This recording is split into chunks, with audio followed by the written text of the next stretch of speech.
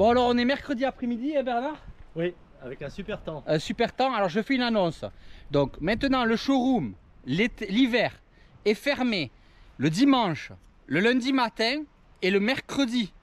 Pourquoi? Parce qu'on va à la chasse. On va chasser tous les mercredis. Et on va profiter, se reposer. L'été, je bosse 7 jours sur 7. Alors là, on va se profiter. On va s'amuser et on va à Puerto de la Selva aujourd'hui. Vous reconnaissez la zone, hein? Vous la connaissez, vous l'avez déjà vu sur mes vidéos. Et on va voir si on peut trouver un ou deux poissons, histoire de s'amuser. Certainement. Allez, bonne vidéo les petits. Alors Bernard, t'as perdu ton masque, ton tuba et ton gant. Tout est au fond. Et le gars, il est à la voiture. Tu vas faire des chasseurs sous-marins, toi, hein? Allez, cherchez ça.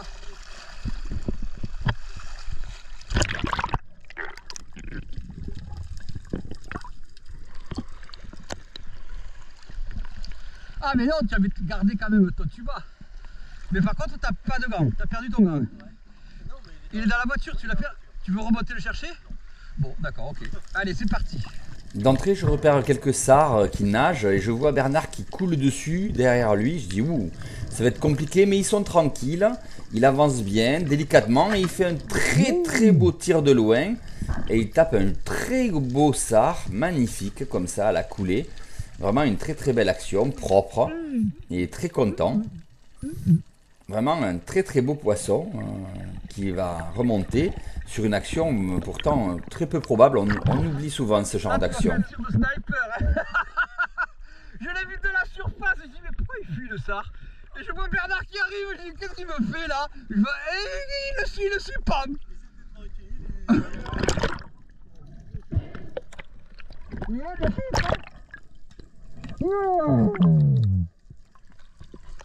Il est superbe.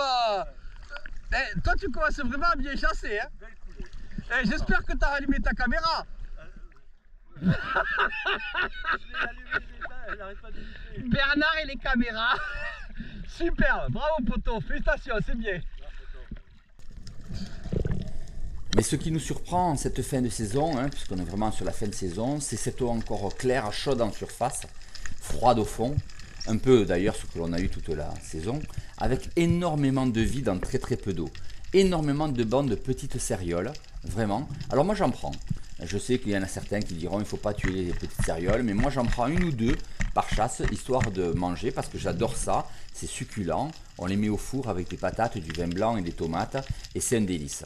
Et là quand elles arrivent comme ça, ben, moi j'ai du mal à résister, j'en choisis une, jolie, je la prends de loin, elles sont pas si faciles que ça, hein, vous avez vu, elles sont farouches. Mais voilà, moi je me fais plaisir, alors bien sûr je ne tue pas 50, hein, parce que vous allez voir lors de la vidéo qu'on pourrait en faire des milliers, mais j'en prends régulièrement.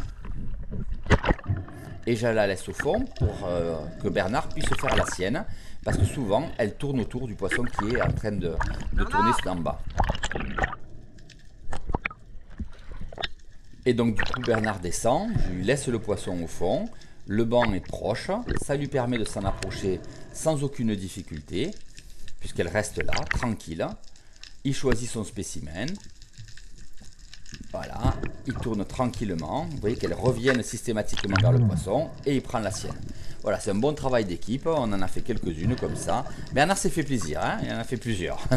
Moi, je me suis limité à 2. Et vous allez comprendre pourquoi. Ça, c'est du travail d'équipe. Je l'ai laissé au fond jusqu'à ce que tu arrives pour qu'elle reste là. Génial. Il y a un gros truc là au pied du lac. Ah, il y a du poisson, hein. Il va falloir agachonner, il y a du poisson. Il faut retourner à la bouée, laissons calmer la zone, retournons à la bouée, on revient. Vous allez voir, il y en a beaucoup. Et je vais vous rappeler la réglementation espagnole.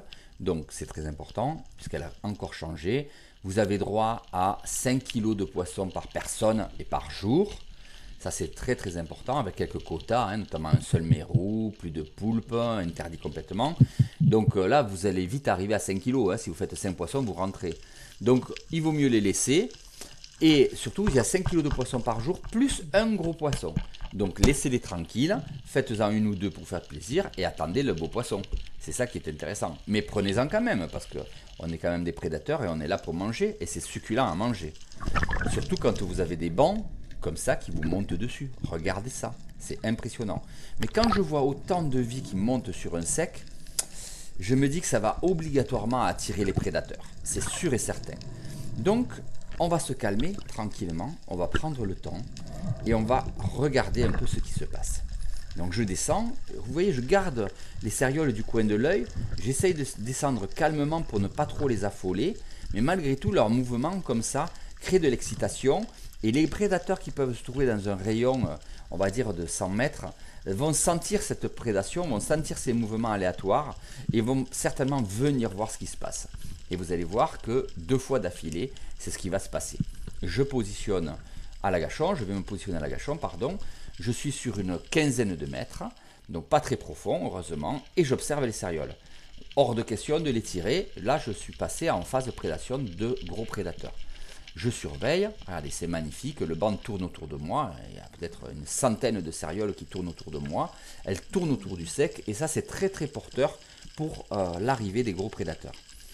Je pense de suite à voir arriver Bara, Cériole, Bonite, Tassergale, tous leurs prédateurs, parce qu'elles se font chasser, je ne vous raconte pas. Hein. Il n'y a pas que nous qui aimons les manger, hein, je vous le dis, hein, les prédateurs aussi. Et là, regardez, à un moment où je me relève, ah, j'ai pas vu le Bara qui était rentré dedans. Et merde, j'ai pas vu le barracuda dans le banc. Putain. Mais je me dis, s'il y en a eu un, il y en a d'autres. Alors, on y va, on fonce, on descend, ils vont rentrer, c'est sûr, les prédateurs vont rentrer. Et je me positionne au même endroit. J'insiste en fait. Je ferai 2 agachons à cet endroit-là, uniquement 2, mais vous verrez, ça va payer. Et je me replace, je tape ma crosse contre le caillou, hein, ça vous connaissez les appels. Les cérioles rentrent de nouveau, vous allez voir, hein, ça va être magnifique. Voilà, regardez, ça rentre.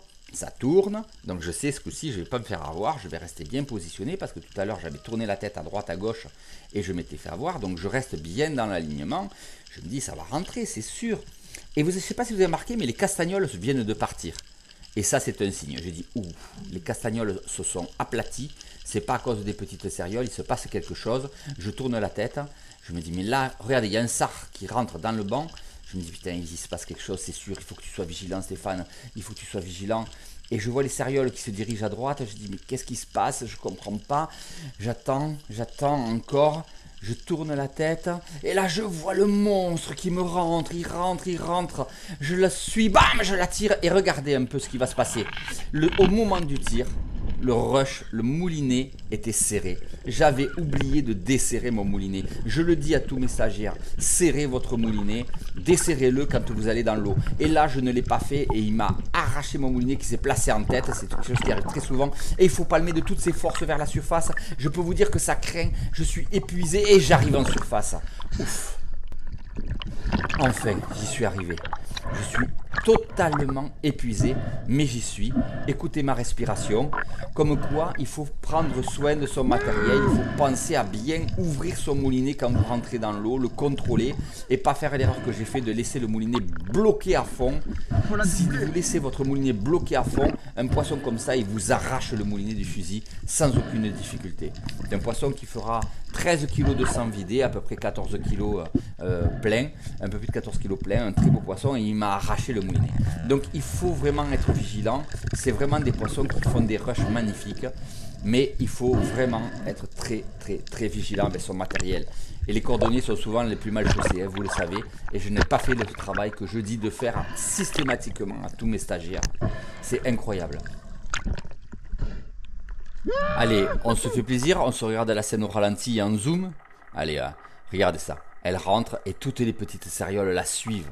Elles se mettent derrière elle, de façon à ne pas se faire bouffer, hein, parce qu'il ne faut pas oublier qu'elles sont cannibales. Hein. Et au moment où j'avance le fusil, elle me voit, elle tourne. J'aurais dû la tirer de face, mais trop tard.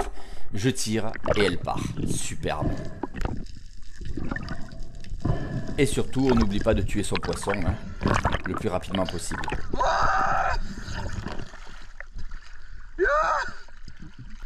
Alors, je t'avais dit qu'il y avait des gros le soir ici, tu vois.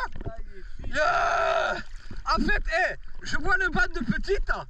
Il y a un Bara qui rentre. Je dis, ah putain, je l'ai pas vu, gicle. Je remonte, je me reventile, le banc me continue à me tourner autour. Je redescends, je me place dans le banc de petits, ça continue à défiler, j'attendais les Baras. Tout d'un coup, je vois les castagnols qui giclent. Et quand je vois les castagnols qui giclent, je vois ça qui me rentre de face. Boum! Je la tire. Et elle m'a arraché le boulinet du fusil. Non. Et je l'ai remonté à la force. C'est à la surface. Magnifique, magnifique. Ah, il y avait longtemps que j'avais pas fait de belle comme ça. Ouais! Yeah! Magnifique. Wouh! J'ai vu le bande petit, je t'ai appelé à un moment parce En que... fait, il faut les laisser, il faut pas les tirer. Parce que, On a fait à une ou deux, puis après, on va chercher les gros. Wouh! mais On les va gros, l'avouer. les gros, ils sont au milieu des petits. Ah, au milieu des petits, ouais. Wouh! C'est la même espèce, hein. Ça, c'est les bébés, ça, c'est les mamans. Tu descends, tu te poses à la gâchette et tu les laisses tourner autour de toi. Alors au début on en prend quand on est au bord, mais quand on est sur les arêtes comme ça, il faut plus les tirer et il faut attendre, il faut agachonner au milieu d'elles jusqu'à ce que les grosses arrivent. Parce que si elle est petite, ça en est la preuve, il y a les grosses. Parce que celle-là elle est balèze, celle-là elle fait entre 12 et 15 kilos celle-là. Ah oui. Oui, je pense 12.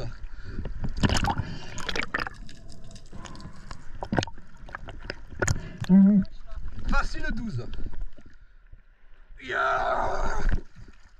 Ah, le vieux, il n'est pas pourri encore, hein. Eh Bernard, le vieux, il n'est pas encore complètement foutu, hein. Ouais, on voit encore qui c'est le chef là. Mais un jour je l'aurai, hein. Un jour tu mourras, Mais un jour, mais pas aujourd'hui. mais pas aujourd'hui. Allez, bonne vidéo les petits. Bye.